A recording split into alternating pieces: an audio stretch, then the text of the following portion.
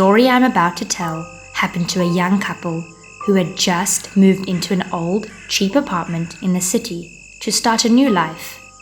Ever since they moved into this new apartment, Umi was having the same nightmare every night.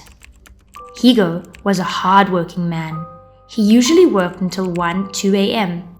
as he needed extra income to support his home. One night, as usual, Umi was having nightmares. She woke up in the middle of the night, screaming and panicking. Higo heard the screams and worried. He hurriedly left his work and ran to Umi. He could tell it must have been a terrible nightmare from the sweat rolling down her face. This happened a few more times until Umi decided to go to the hospital to get examined, but the doctors were unable to determine the cause of the nightmares. Higo had started to become anxious and stressed because of his wife's suffering. He needed to know what the nightmares were about. Seeing her husband distressed, Umi took a sip of water, regained her composure, and began to talk. She went on to tell him she had dreamed that she was lost in a country. In that country, she met two people. The first one was a woman who looked a little over 40 years old, and the second person was a kid, about 6 or 7 years old. They both had gloomy faces. She proceeded to tell him that she approached them regardless. It was in her nature to help, even in her dreams. The woman, crying, told Umi that she had been kicked out and chased away from their home by her husband's family. Umi's expression immediately changed. She was angry and upset. Before she could ask the reason, she heard footsteps coming from behind. Umi saw the mother and her child turn pale. The mother quickly grabbed her child and ran away. Before disappearing into the distance, the mother looked back at Umi with a desperate expression on her face. Umi was confused. She couldn't see them anymore, and just as she tried to take a step, a group of people walked past her, and in the dim light she saw their horrible faces. They were pale, with the skin filled with blisters and sores and maggots coming out of them, just like zombies. Her voice cracked and then stopped. Her husband stood there, feeling helpless and impotent. Umi had always been a delicate and sensitive person. Deep down inside, she knew this was not an ordinary nightmare. But because she had her husband to reassure her, she dismissed them and managed to find comfort. The next morning, Higo resigned from his job. He went out and bought some cakes, and then went to see a friend of his who was a psychiatrist.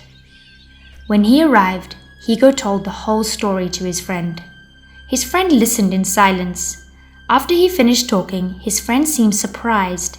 He knew there was more to the story. Despite him being a doctor, he had a hunch that what was happening had a supernatural underlying, perhaps an omen from the underworld. These were just speculations from the doctor, but Higo was desperate to believe anything, and so he asked his friend for a solution. The psychiatrist pushed his glasses back in place and suggested they should both go to the place she saw in her dream.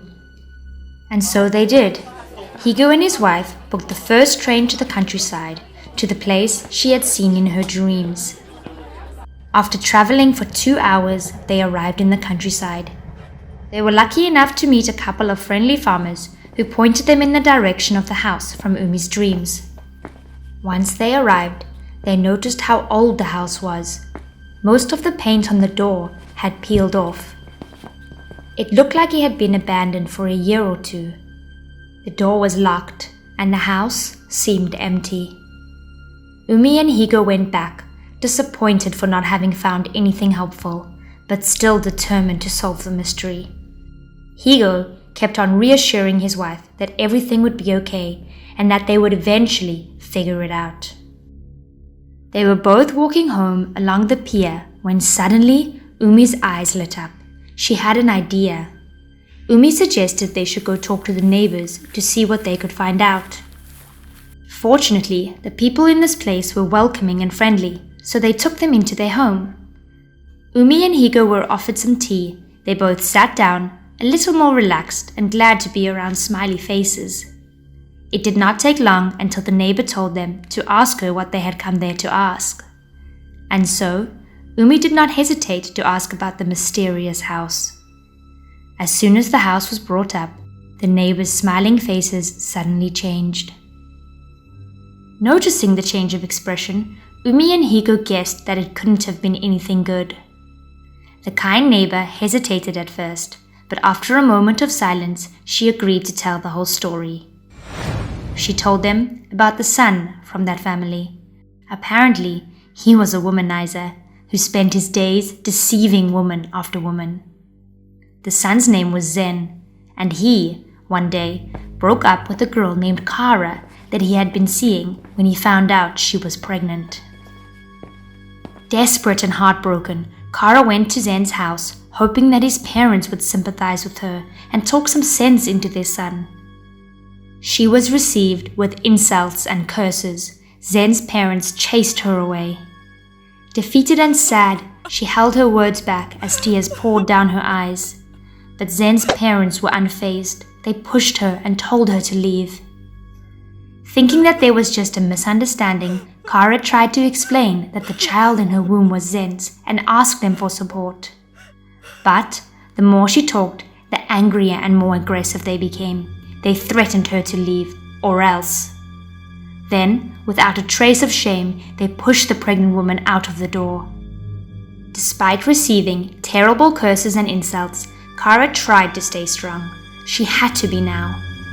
That night, Kara stood outside their house, banging and begging to Zen's parents for help. And yet, they did not care. To this day, the villagers remember vividly the cries of that woman. By midnight, the crying had stopped. Kara was exhausted. She left, walking disorientated. Kara walked for a while when it started to rain. The rain started to pour down hard. She had nowhere to stay, and mad from the disappointment, she just kept on walking. She cried and cursed at the man that brought her such misfortune, but not without taking on the blame herself as well. How could she have been so naive to trust someone that much? Some say they saw her walk into the forest. For what reason? One can only guess. The next morning, the people from the village had gathered at the bottom of the cliff, Zen's parents included. That morning, someone had brought the news of a pregnant woman that was found dead by the cliff.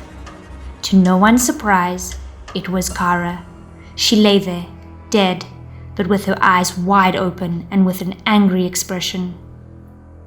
The villagers didn't take long to come up with rumors about her death, and so Zen's family buried her body deep into the forest and then fled from the countryside. Higo and Umi listened perplexed. What they had heard confirmed to them the cause of her nightmares.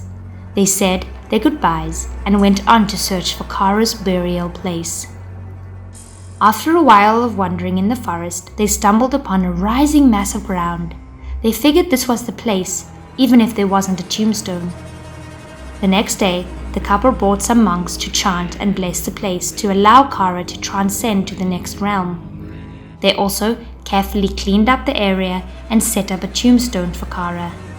Once the rituals were completed, Higo and Umi felt at ease. They lingered for a while longer there, taking their time to talk to Kara and her daughter, or at least what was left of them. After that day, Umi no longer had nightmares, but what transpired that one fine day never left her.